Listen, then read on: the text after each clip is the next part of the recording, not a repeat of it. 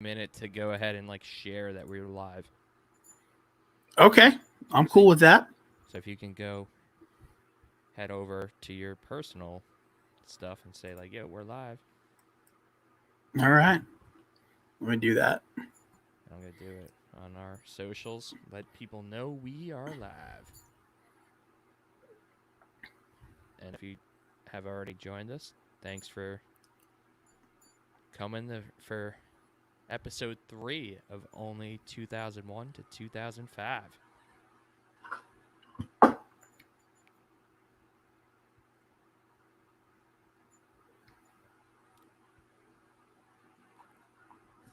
Get down. Get down. She is literally on one. Let's just do this with Penelope. I mean, we could. She listened to the record today with me, so. Okay. So I guess now is as good of a time as ever to tell the people what we're doing. Yeah. So if this is the first time that you're joining us for only 2001 through 2005, we here at Bar Down Breakdown have realized that some of the best records came out between 2001 and 2005 when Mikey and I were in high school. And we decided that with so many great records, we wanted to take an opportunity to talk about some of our favorites, some of the ones that are most notable for being released in that time, and some of the classic records that have gone on to really kind of be the staple for, music to come. And with this one is a big one because, as you'll notice as we go through this episode, we have very differing opinions about this record, which is a cool thing, though. Because, with the first 2 records that we talked about, that being Copeland's Beneath Medicine Tree and Armor for Sleep's What to Do When You're Dead, we kind of had the same opinion on the record, but, to have this conversation of how different we feel about it is kind of cool. So everyone that's joining us, we appreciate you being with us. Do feel free, as you're watching, if you got any interesting things to add or any, anything you want to let us know or how you feel, we'd definitely be into hearing it. Are you, do you have it up so that you could see what people are commenting, Mikey? Yeah. You do? All right, perfect. Cool. So we got our buddy Jeffrey saying, gonna see if you ever do the watch when you I'm guessing that's guys are gonna go over or not to the 14. Jeffrey, I don't know what that means. I am confused. Tom, any clue? Oh, I don't know. I have no idea. What are you drinking right now? You drinking Liquid Death? Where'd you get that Liquid Death? Got it from Whole Foods, man. Wow. Well, I'm drinking out of my Bar Down Breakdown thing, and I'm actually drinking Diet Cream Soda right now. That's what I'm feeling right now. You put soda in that water bottle? Yeah, I put some things in there. I've put coffee in there before too. It's versatile. It's very versatile. All right. Well, now that we've given everyone a couple of minutes to join us, thank you for joining us. This one is Say Anything's Is a Real Boy. It was released in 2004. I don't know where you came up with 2000. You are a liar. Nope. 2004 it came out. And I remember you telling me something about 2005, but it came out in 2004. Where'd you get your date? That's directly through Wikipedia, man. Maybe Spotify's wrong then. Could be, yeah. It came out August of 2004, and it was released on Doghouse Records, which Doghouse Records did a bunch of other cool stuff. They did some Get Up Kids stuff. They did a record or two by that band called Limbeck, if you remember them, from a long time ago, and some other stuff. I think they might have done some Weatherbox stuff, but Doghouse Records has been around for a long time, and so yeah, they put this one out. And 13 tracks. We're only really doing the Is a Real Boy, the Was a Real Boy stuff. We're just going to skip over because it wasn't part of the initial release. even though it has everyone's favorite Say Anything song. I called her on the phone and she touched herself, which might be the worst Say Anything song, in my opinion. But we're not talking about that today. So, is a real boy. So let's just get this out of the way first. I mean, you're going to hear us talk about it, but this is a record that I love, and it's a record that Mikey hates. Just absolutely hates. Now, hopefully, out of listening to this record over the past week or so, there'll be maybe a little bit that Mikey doesn't hate, which I'm kind of interested to hear. But let's launch right in. So, first seconds, Max is worried about doing the spoken introduction to the record. It's only a couple of lines, but he's having some anxiety about it. And the record begins with a song of rebellion. And we get right into Belt, which is the first track on the record. For me, and I took a lot of notes this time because, to be honest, the last couple of episodes, I was just kind of winging it. And I really wanted to take some notes because this record is, a big one for me. So for me, I think it's a great opening track. There's a ton of energy. Really kind of sets the tone for the whole record. I kind of feel like the outro has like a little bit of like a West Side Story thing going on. You kind of the imagery of, all of your friends and his friends meeting together in an alley to duke it out. I think that's super cool. But yeah, I mean, it's a powerhouse of a track. And interesting little story. I remember listening to like the acoustic version of this, which I think came out before the record did. It was supposed to be on like a 7-inch or something. And Max has this like completely manic outburst where he's like, ECA Records sucks. Doghouse Records fucking sucks. I should have signed to like a major label for this shit. And he's just like, I don't know if it was like stupid and staged or if it was really him losing his mind because, during this time, I mean, he was a crazy dude. So I don't know, man, but it's just wild to hear it. But Belt, I thought was a great opener. Now, you definitely are a way bigger Say Anything fan than I am.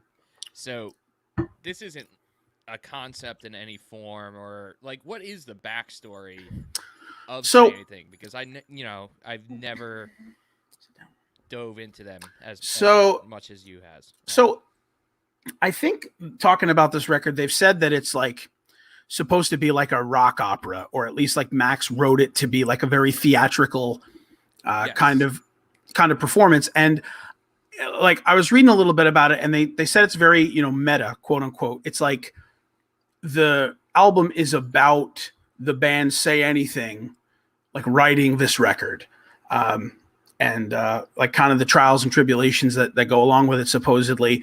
For me, when I listen to this record as a whole, I see, Max Bemis, the primary songwriter, just going through his, mid-20s or early 20s, however old he was, and just experiencing like all of these things. I mean, like the amount of like depravity and like sex that's all over this record, like the sexual innuendos and stuff. Yeah. We'll get to that because I think that's why I hate them. Okay. But we'll get to that when it comes up. But I just wanted to kind of know more of the backstory about the band, and also like if I was misinterpreting this album, because I also, as I listened to it a bunch of times, was like, man, this theme seems so like theatrical, and that there's like got to be a bigger storyline to it than just a bunch of random songs put together on an album. Yeah, I mean, I think there is like more of an overarching theme at the very least that you can say about this record. But this one is kind of interesting because this record is technically their second record. They had one before this, which was called Baseball, which was like it was like self-release, so it didn't get like a big release. But this record is really just Max and Kobe, who's the drummer at the time. So it's only really two people. So Max does all the guitar, all the bass, all the keyboards, and all the vocals on the record. And then as Say Anything's lineage kind of moves on, they start to open it up to it being like an actual band with more members. And then as their lineage progresses, it just really goes back to being Max again. I think like record like Hebrews that they had, and all later in the lineage, but like it goes back to just being a one-man show after a while. But it's always revolved around Max and kind of his vision. But I think that as a whole, and we'll get to talking about it a little bit, there are a lot of interesting themes going on here, but that's really the genesis of Say Anything. It's Max and people that surround him. And then as they moved along, they actually became more of a band and started being more collaborative. But this record is mostly just Max. And they're a Jersey band, right? I don't know. Or Philly? I mean, like, where are they from? No, definitely not. I want to say he might be from like California or something, maybe. Really? I don't know where they're from. Yeah. I should know that. That should be something that I know. But yeah, no, he's from LA. Yeah. Yep. Right. Yep. So yeah, that's where they're from. But yeah, so I think that it's kind of interesting because as you get to the next track, you get to the next track called Whoa. That's kind of like Belt being so aggressive and noisy, and then Whoa was kind of just like this bouncy, jiggy kind of like cheekiness sort of deal, which is great. And I love in the bridge that little synth part, which is like super cool to hear. And then you hear these like shades. I call it like the Brian May sound. He does these little guitar parts with this like filter on it that makes it sound just like some of the Brian May solos in Queen, which is kind of par for the course because Queen was such a theatrical band, and here, is Say Anything kind of doing the same thing. But I mean, like, she took pity on me horizontally, but most likely because of my band. I mean, like, that's as cheeky as you could fucking get, right? I mean, like, it's just. But it's also like now, as you are 34 years old, that's a little cringy. It's super cringy, dude. And it sounds like a 12-year-old wrote some of those lyrics. He's like, dude, I saw boobs. Like, that's what I was, like, the vibe I was getting listening to some of these lyrics as an adult now.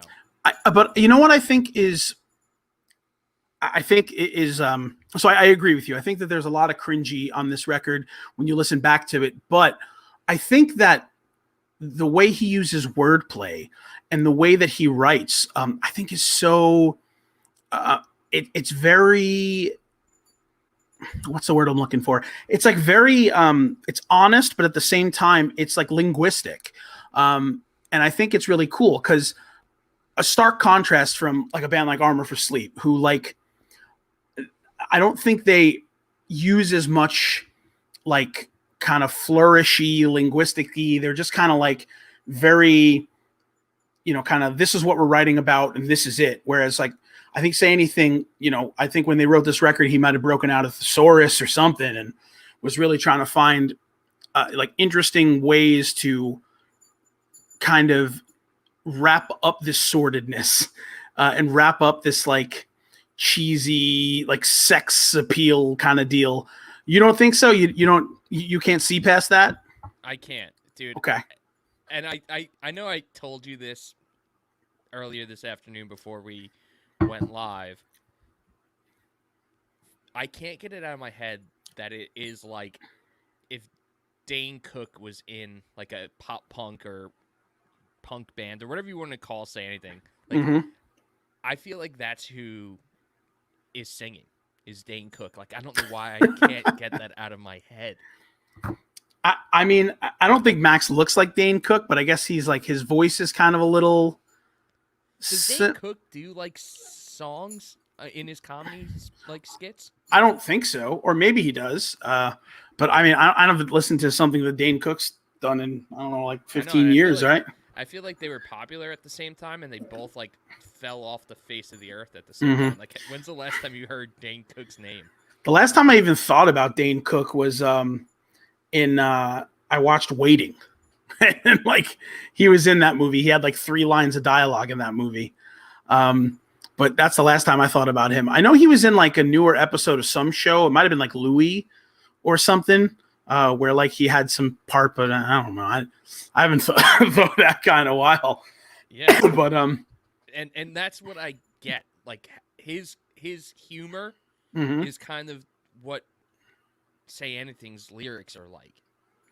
And I don't know, maybe and when I talked to Caitlin, she was like, "Oh, I loved it because it was like so I forget the word she used, but like scandalous, like the fact that the lyrics were as crude as they were." Yeah, I would agree with that. Like, And and when you you're know, in high school, you're like, "Oh my god, like yeah, he's talking about sex. Like, can you and believe it?" and you're right. I mean, like, there's something like I alluded to it before. There's something sordid about it. It's like very, it's like very kind of murky and edgy. But I happen to think that it's not as direct, which to me gives it a little bit more pizzazz. Because of how he kind of strides around the lyrics that he writes and the imagery he uses.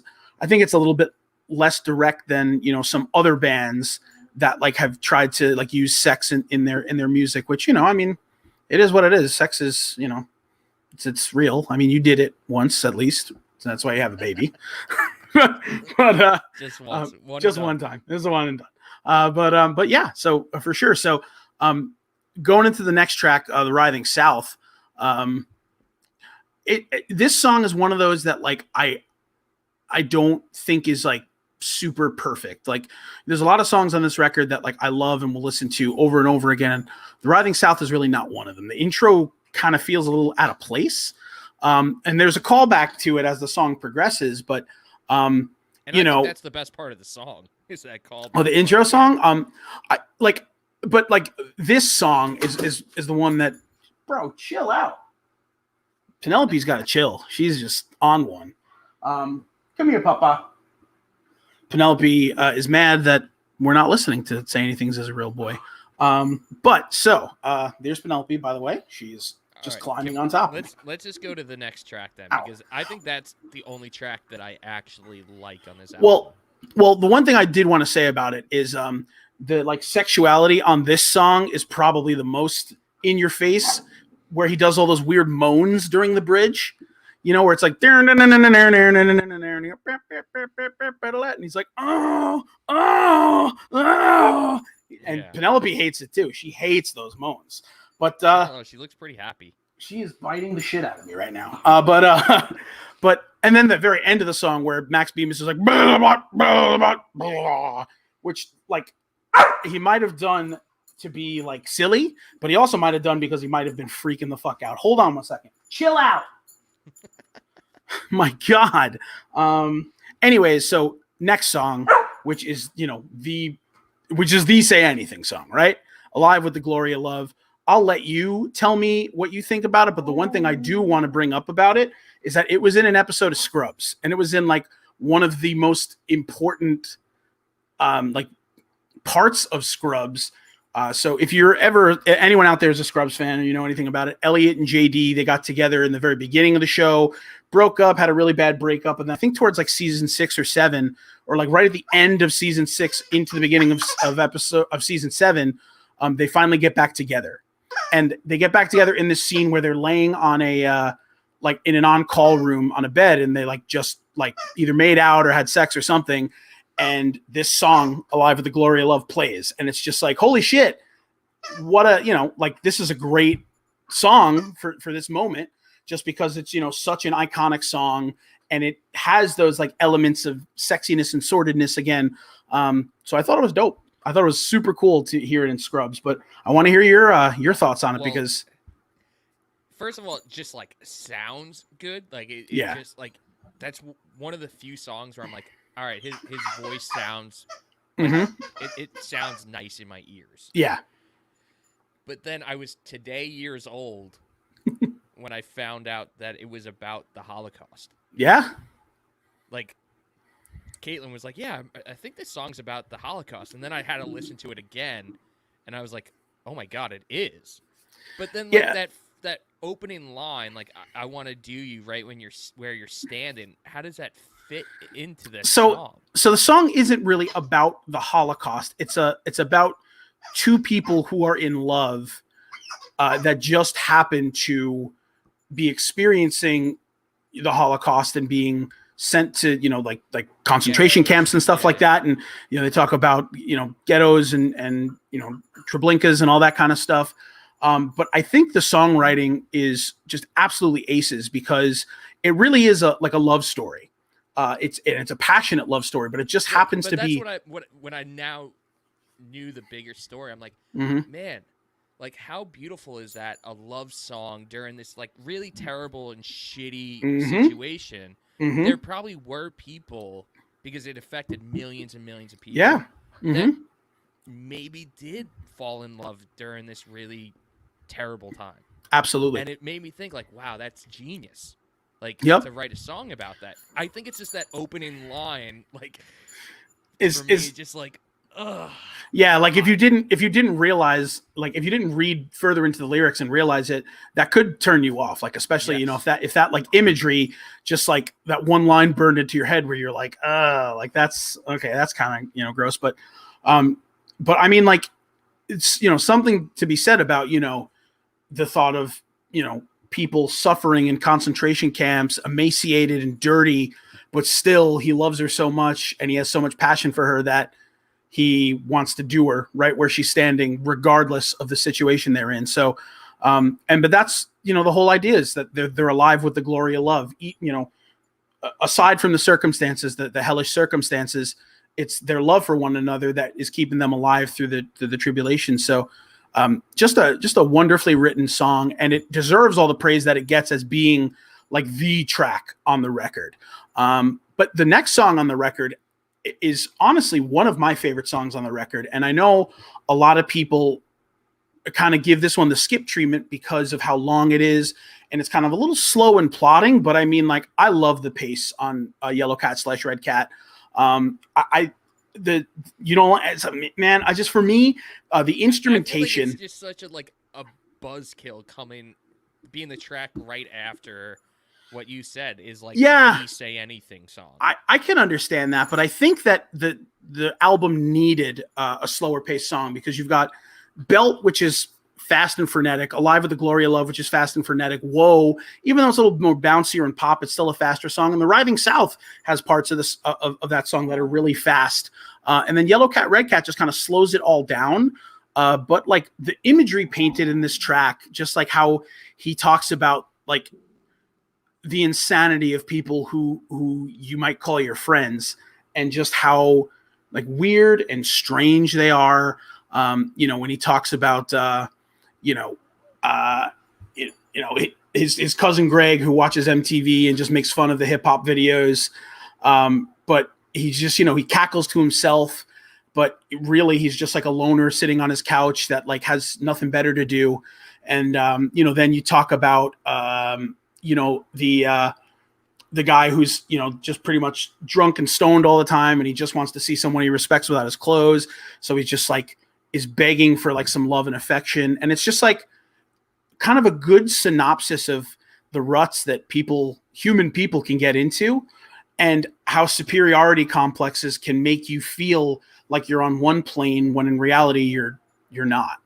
But the whole idea, like he just gets into it at the beginning of the song where it talks about these two cats that are warring and, he doesn't want to get between them just to tell them that like, hey, you're both cats, and it's kind of a microcosm of saying like, and I don't know if this was his intention. I believe it is, but it's just saying no matter who you are, whether you are, white or black or brown or whoever you are, like you're, warring based on what color you are is stupid. And it doesn't make sense because we're all people, that's kind of what I get out of it. But, I don't know. I love the pacing of the song. I love the instrumentation. There's just one part in the song towards the end where these like the drummer is doing these little like 16th notes on like the toms that are just going along with like the guitar kind of like crunching and strumming, which I think is just so great. 5 minutes, it's a long song, but I mean, it's one of my favorite. I just love it.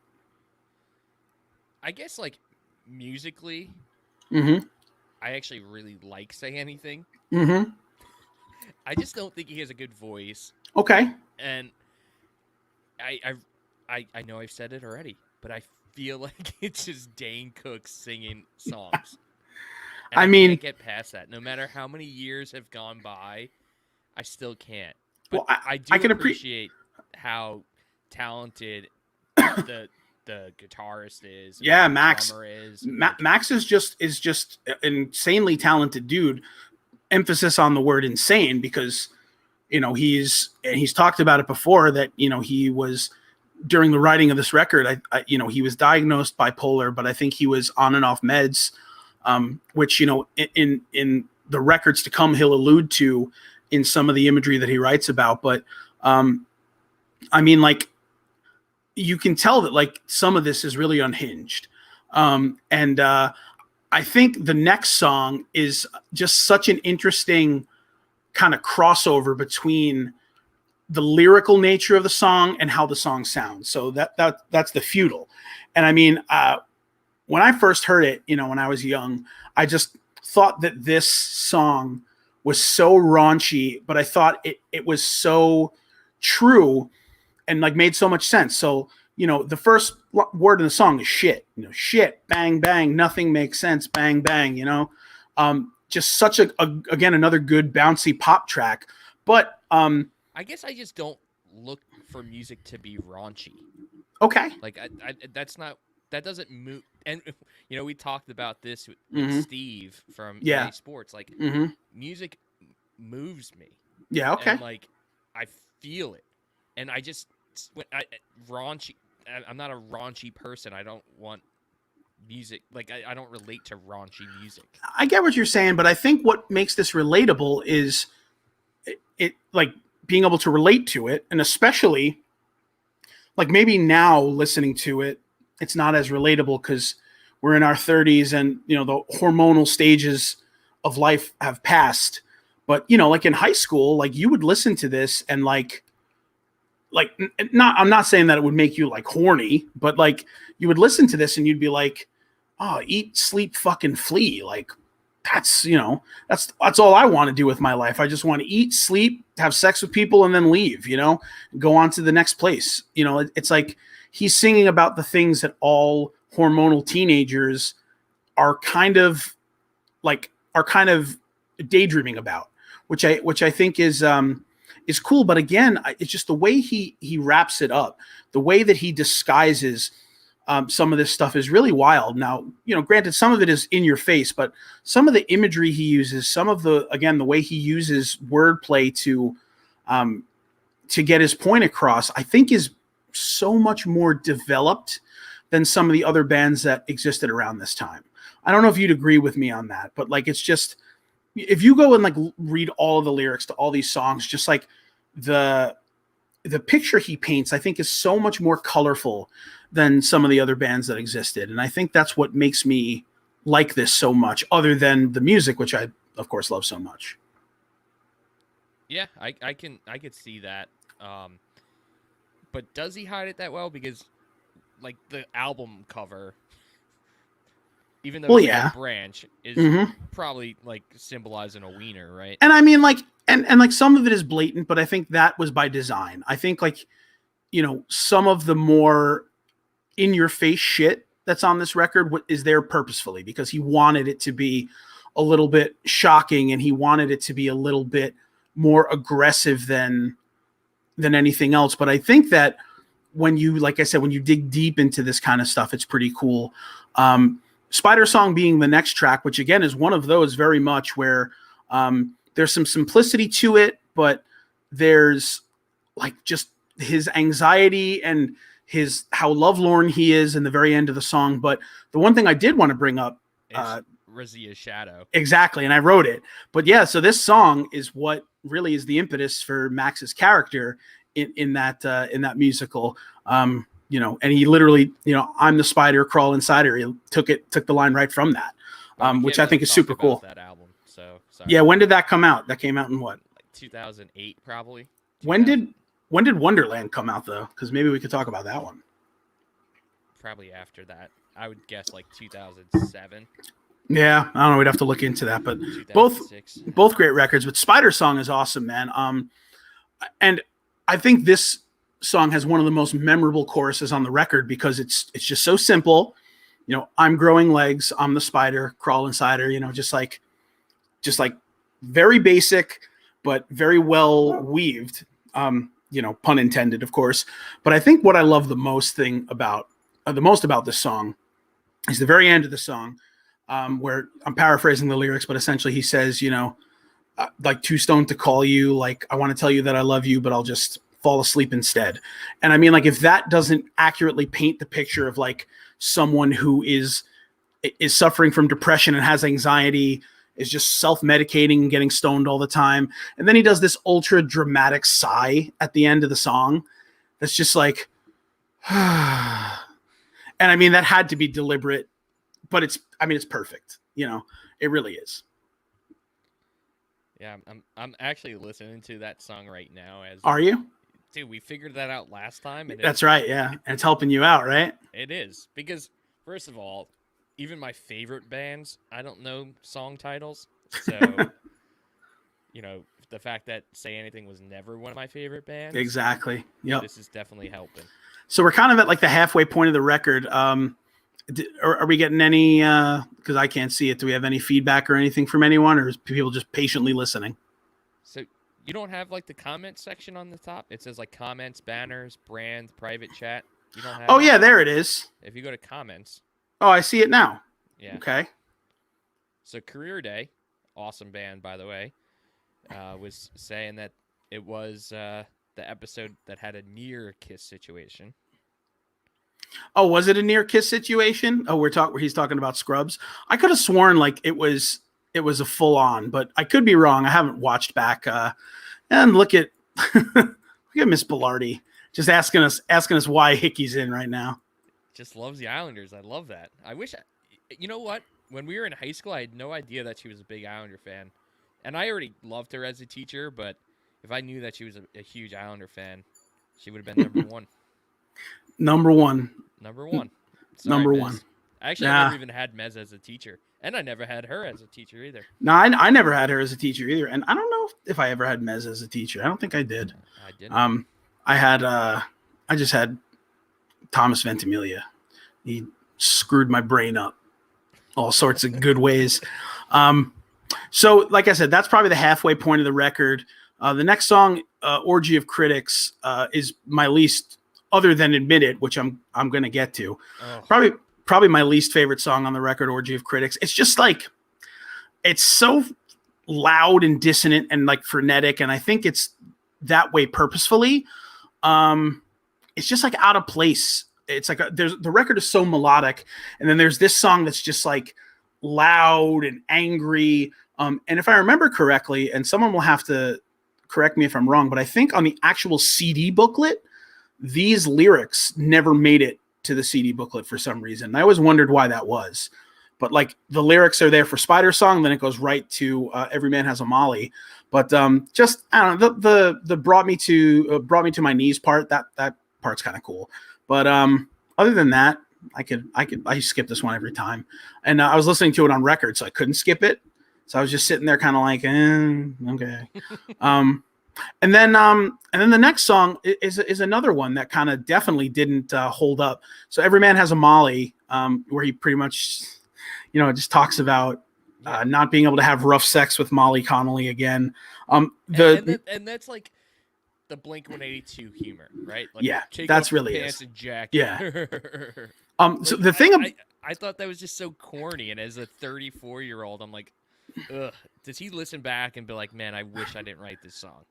He probably does. And I mean, musically, I really enjoy this song. Like the music in this song is great, but content wise, like, and like, think about it. Like, imagine your mom walking in and she's like, wait, what did he just say? And you're like, he said Molly Connolly. like just... But I think the thing that's even worse about this song is the end of the song. He says, I'll kill myself over and over again.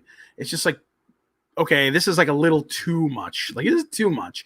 Now, granted, I get the imagery that he's trying to create. And, it's like, being a lovelorn teenager. And like, that's how you feel like when, the love of your life breaks up with you. And, the only thing you can think about is, oh, I don't want to go on. But I don't know. I mean, it's a shorter song, so I mean, like you can kind of just speed through it. But I'm sure that's one of their more popular songs. Yeah, I guess so. Honestly, when I was listening to it, that's the song that Caitlin like sang every word to, even though she pretty much sang to every song, right? Yeah. That was one that she was like, you could tell, like really into. Brought back so high school. So here's the kind of interesting thing. So you know how like you get towards the end of the record, and sometimes the songs that are like the last couple of songs before the end of the record sort of get lost in the shuffle. The next two songs, Passing Slowly Through a Vector and Chia Like I Shall Grow, were two that I guess like I sort of like I listened to, but I kind of didn't give them much playtime. But I'm glad that I did this time around, because these two songs are honestly probably my favorite two songs on the record, both musically, so sonically, and in terms of content. So Passing Slowly Through a Vector, the verses in the song are just so cool. And then like the second verse has this layered keyboard that gives it this texture, which is great. And then like there's just so many little things on this record that like make me smile. Like in the bridge, he's just like in the background, he's just going pop, pop, pop, pop, like just as a background vocal. And it's just like so Beatles poppy that I just like I can't help but smile. But I think the more subdued parts of this song like really bring out that like timidness that Max Bemis like has, and it kind of brings out some of the shakiness and some of the like, it kind of exposes him, which I think gives the record a little bit of panache, you know, like it kind of like is super cool. So with that song, and then Chia Like I Shall Grow, another one, which is like, the vibe of the intro was kind of but then like as the song goes, like there's a great key change in it. That like riffy bridge is super cool. Like the vibe in the beginning of the song sounds like it could be like a Switchfoot song, or it just doesn't feel like the rest of the album. Yeah, and I kind of get that, but I think that, you know, like that like there's this one little part that's like maybe 10 seconds where he kicks into like the last chorus of Chia Like, and it's just like this washed out like guitar, and it's just like very like calming and soothing, and it's like really one of the only times on the record where like you get this like calm, and then it kicks back into the last chorus, which is great. But I mean, the pre-choruses and the chorus of Chia Like are just so great. And it's musically my favorite chorus on the record, even though it's just like a couple of chords. I just love the accent they do. I just, you know, it's just great. So that kind of brings us to the last two songs on the record. So how many people do you think have I Want to Know Your Plans as their wedding song? Stop. I mean, yeah, it can be. I mean, it's just one of those love songs that's just like very much like kind of a perfect love song. And I mean, I wrote in my notes, it was definitely everyone's away message at some point, like positively. You know, it's like the only predominantly acoustic track on the record, but it's just such a poignant, powerful song. And it really like that, like clapping or like whatever effect in the background, so it's not just an acoustic track. Exactly. And the thing I like too about it is like the bridge of the song kind of starts to like meander away from the path a little bit, and then it just gets that's the perfect word. Exactly. It sounds like the song is meandering. It's just like kind of moving around, and then it just sips right back to that one riff. But the layered vocals, like the female vocal on this track is super cool. That extra percussion with that like clap sound, and like the deep kind of like really toned in percussion and all that stuff. It's great. And the placement on the record, honestly, it probably should have been the last song on the record. It would have been a perfect way to close out this record. However, we get Admit It. And so before I even start talking about Admit It, and I want to hear your thoughts on it, but this song like defined Say Anything. Like I remember seeing Say Anything. I like, listen, this song, when I saw Say Anything and Saves the Day, they were on this like co-headliner anniversary tour for Is a Real Boy and Through Being Cool. Like the floor went nuts for Admit It, like absolutely nuts. And they literally, like, this song was so much their song that on Anarchy, My Dear, which I think is like might be like 2 or 3 records after this one, they did Admit It Again, which is literally just a revamping of this song.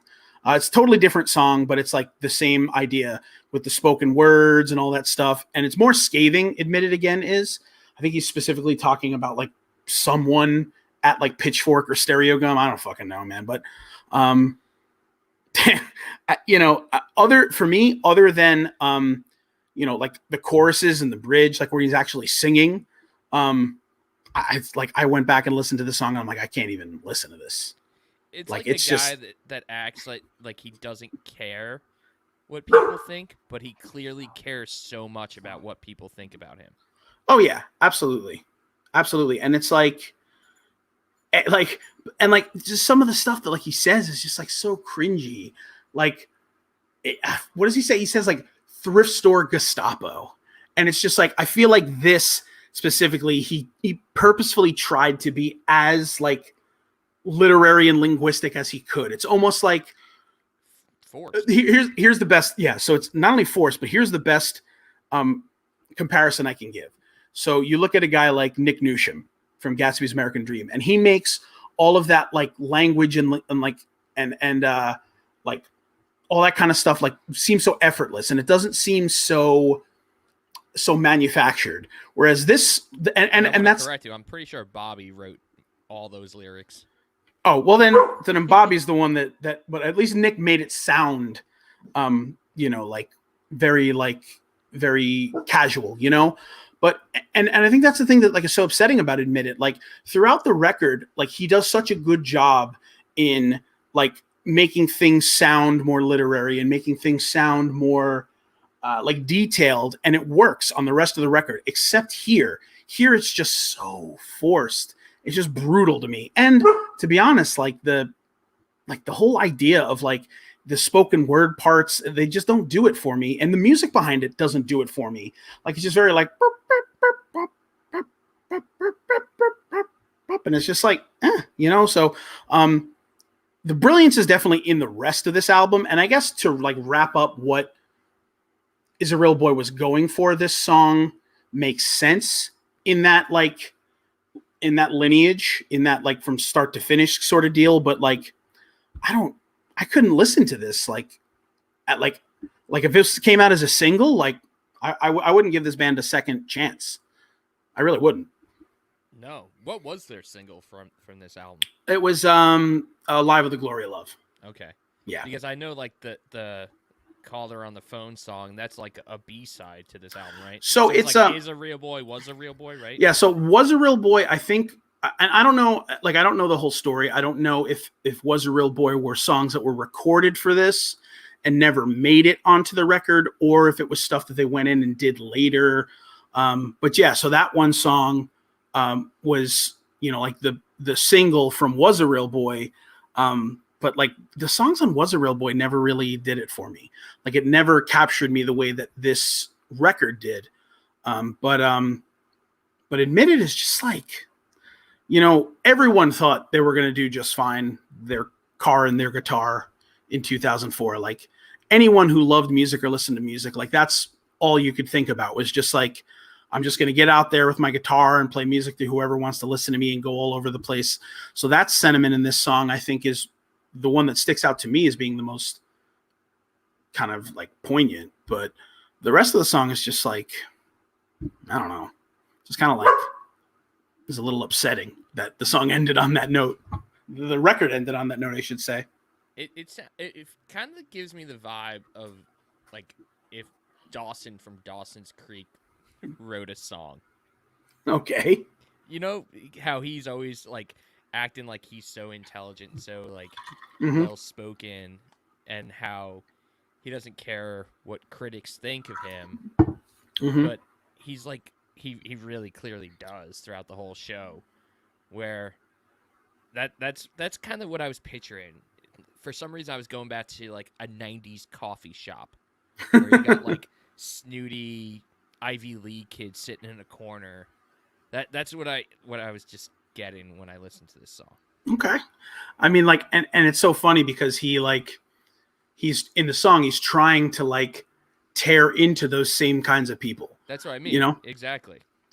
So, I don't know. Like I said, I remember even growing up, like loving some of like 17 or 18. Like I thought some of the shit he said in the song was like some of the like realest shit, like dropping truth bombs and all this stuff. And now listening back to it, it's just like, it makes the hair stand up on the back of my neck. Cause I'm like, I can't believe I thought this was cool. And but let's be real, Max Bemis is definitely older than us. He's probably in his 40s if I had to guess. Yeah, I mean, I think when he wrote this record, he was probably mid-20s at least. No, he's 36, so he's just a couple of years. Or no, that's wrong. He's not. He was born in 84, so that would make him what? 30. Oh yeah, no, you're right. Right. So 80. If you were born in 84, it's 2021. Yeah, it would make you probably 36, 37, right? Yeah. So when he wrote this record in 2004, he was 20, 21, right? So, I mean, 21 makes sense, like writing all this shit. Because like when you're 21, like this is the shit you think about. And like you're like, fuck the world, fuck all the cool kids. Like I'm not a cool kid, so I'm just gonna write all these sex songs,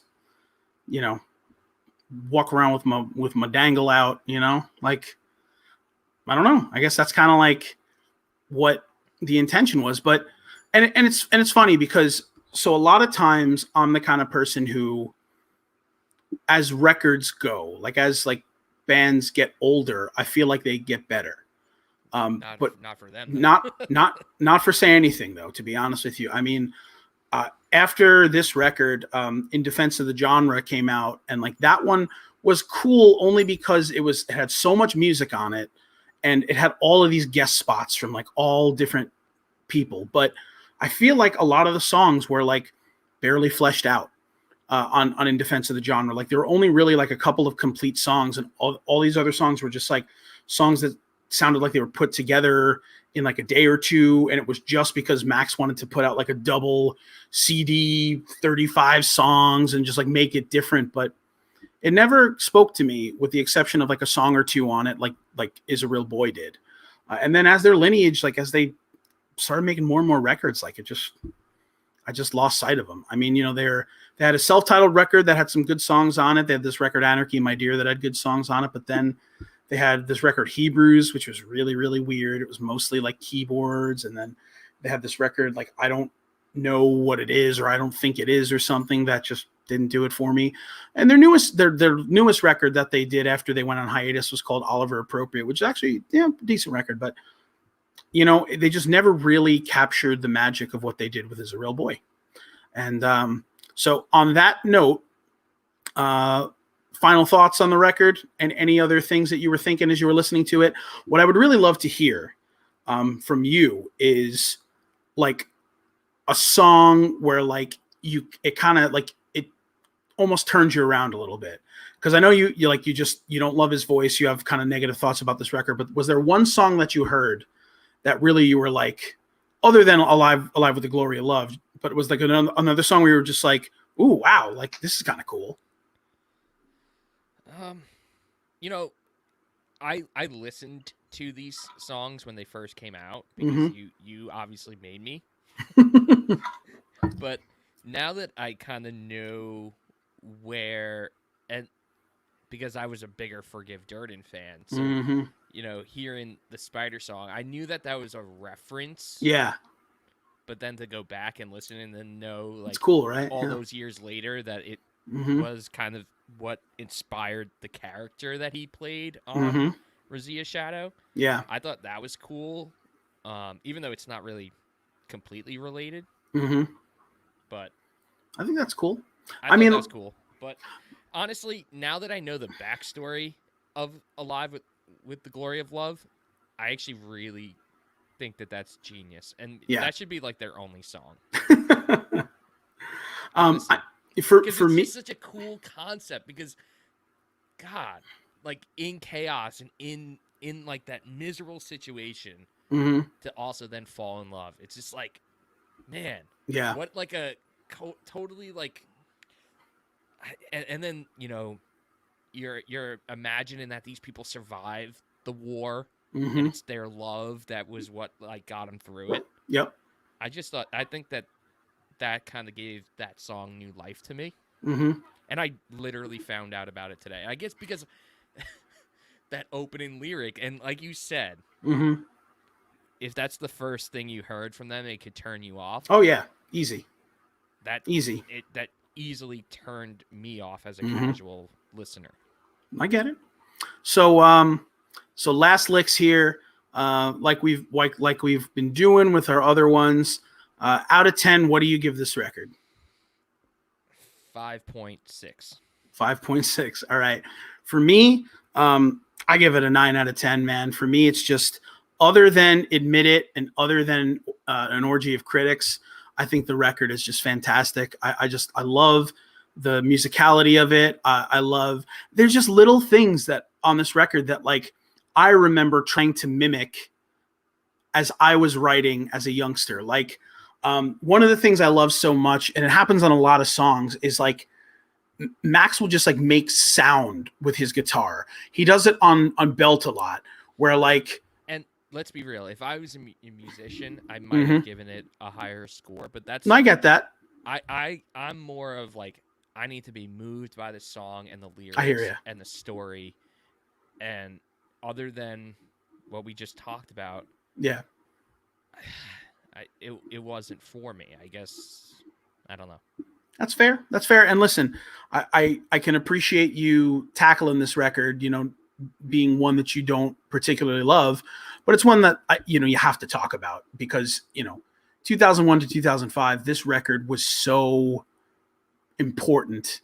So many people listened to it. It was part of so many, um, so many bands tried to emulate it going forward. But for me, like I said, I think musically it's just a superb record. There's so many little nuances on it that are great. And, I guess because I fell in love with the music, Max's voice certainly isn't great by any means. I mean, he's no Aaron Marsh. He's no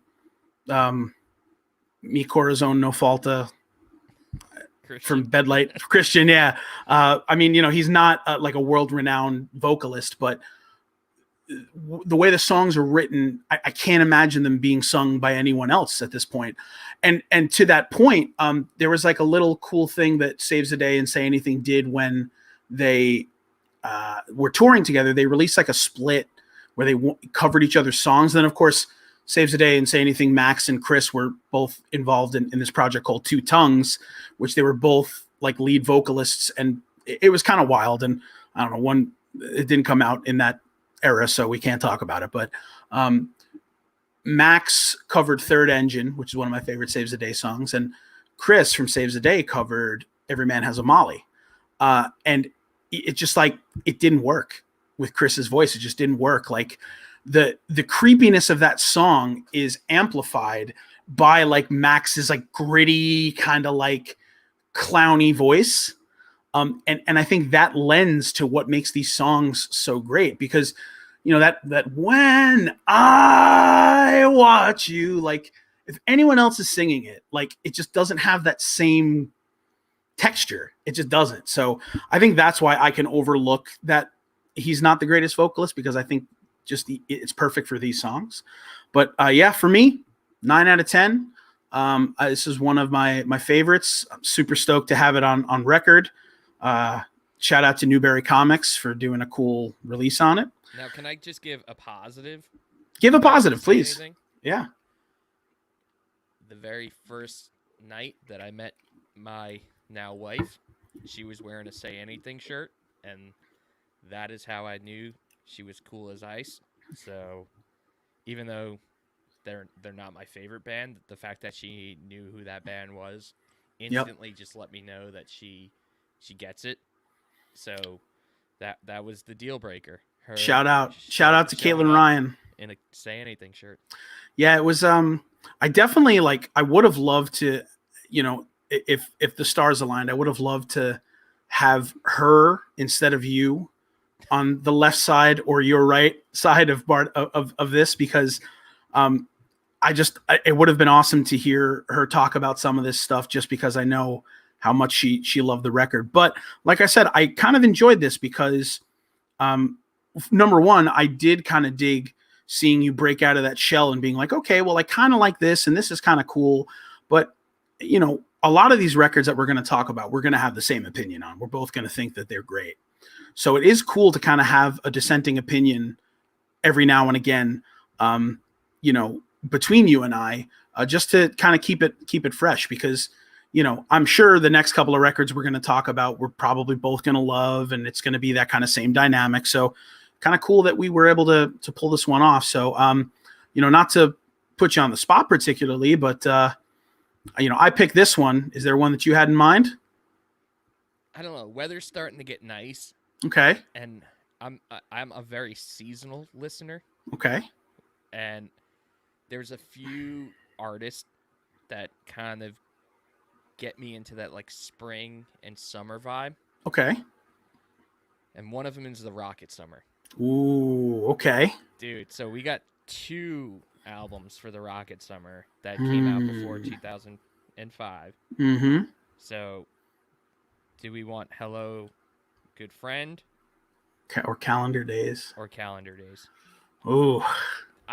Dude, Calendar Days, I can smell, the summer air as I'm, I remember getting that album my junior year of high school when I was playing lacrosse, and lacrosse season's when you start to realize the school year's coming to an end. Everyone's kind of just free spirited because it's the end of the school year, and listening to Calendar Days with the windows down, and this is before I had the Jeep Wrangler. This is in my Thunderbird. Oh yeah, that Thunderbird, man. Just driving around. I think. To this. I mean, I think you hit the nail on the head. I think we got to do Calendar Days, and the nice thing is we could always go back and hit Hello, Good Friend at some point. And it's funny, I was actually just listening. I was doing the dishes last week, and I just shouted to ALEXA. Can't say her name because all of a sudden shit's gonna happen if you do. But to put on Hello, Good Friend, and it's listening to the song Brat Pack is never ever not going to make me think of Ronnie Polidoro. Never, ever. Ever, never, never, ever. So we can get to that one, but Calendar Days is one that's near and dear to my heart. So I dig that one. Let's nail that one for episode 4. I'm into it. And also, fun fact about Calendar Days is, I won't talk about it now. We'll talk about it when the episode happens. But yeah. A fun little thing from my past that I did when writing a song, I pulled something directly out of a Rocket Summer song, directly. So we'll talk about that when we can. So I'm just guys, Bryce know, and he's now. Listen, he can come after me if he wants. Remember that time we almost saw the Rocket Summer but didn't see the Rocket Summer? What was that, in Connecticut? I've seen the Rocket Summer many times. I actually saw them when I moved to Charlotte. We all went. I think it was me, you, Mikey, you, Ronnie, and I don't remember who all went, but it was I think Bedlight. I want to say Chris Arena. Might have been Chris Arena, because I mean it was a funny show. It was like the Rocket Summer. It was up in Poughkeepsie. It was Poughkeepsie. Okay, I thought it was Connecticut. Okay, no, it was Poughkeepsie, and I think he was home from Marist or something. It was over the summer. I don't know. But he knew the area, and we were like, yeah, it was the Receiving End of the Sirens, Gatsby's American Dream. Okay, yeah. The Rocket Summer, but the Rocket Summer bailed. I could have sworn that Bedlight played that show. No, that was a Jersey show. We went to Bedlight. That was Bedlight and Just Surrender. Oh, yeah, man. All these shows are just blended in. It's so crazy. But yeah, Calendar Days, man, let's do it. And then that reminds me, too, there definitely has to have been those Bedlight albums had to have come out, or at least one of them came out during this period. Oh, yeah. Got to add it to the list, everybody. Got to add it to the list. So Thank you all for tuning in. Those of you that did to come along for the ride as we talk about Is a Real Boy by Say Anything. Hopefully you dig this. And what I want to start to do too, as we kind of flesh this out a little bit, is get some of our listeners on, you know, like, because I know we have a lot of listeners that are kind of around the same age as us and love some of this music just as much as we do. You know, and I would be totally cool to, you know, let my acumen take a back seat and just moderate you and one of our fans just talking about an album. So if there's any albums that you guys love that you would want to come on and chat with us about, please let us know. Or if we you would want love to come on and talk calendar days with us. Yeah, if you're a Rocket Summer fan or anything, maybe, please. Maybe if it's, you know, one of our younger listeners where that album just wasn't even on their radar because they weren't maybe in high school during those years. Mm-hmm. Hell yeah, man. Get exposure to it for the first time. For sure. Anything that we could do to get you guys interacting, we totally love it. But I love doing this. I love music. I love 2001, 2005. It was a cool time. There's like a million more records that we're going to talk about. But the next one on the docket is Calendar Days by the Rocket Summer. It's just a calendar day. Ba, ba, ba, ba. And on that note, Mikey, as always, it's a pleasure. And I hope you stay alive with the glory of love. All right, brother. I'll talk to you soon. Later.